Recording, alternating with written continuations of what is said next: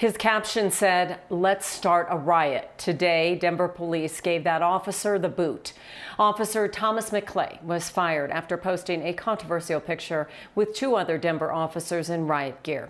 Denver's police chief only announced he was launching an investigation today.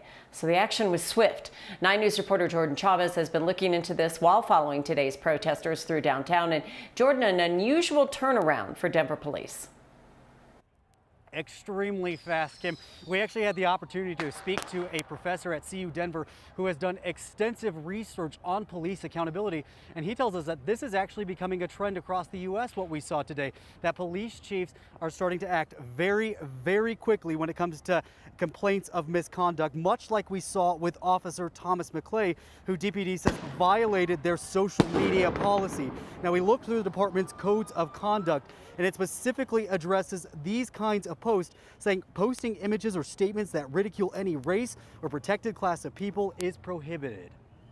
Most of the time, and historically, police departments have gone through a fairly comprehensive investigative process, and where there are police unions and there are police protections in place, sometimes that can extend for a long period of time.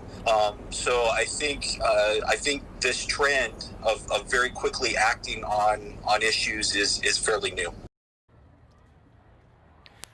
Now, what Professor Paul Taylor warns, though, is that we also need to be very careful that being quick to fire someone who breaks the rules doesn't replace the department actually making sure that it's keeping its entire system in check. That is exactly what we have seen from these protesters on their signs. That's the message they also want to make sure that stays at the forefront as we marched with them and followed them down the streets all through downtown, past Coors Field, past Union Station, down 16th Street Mall, back to here. Kim, it was about 2 hours. We made it about 4.5 miles.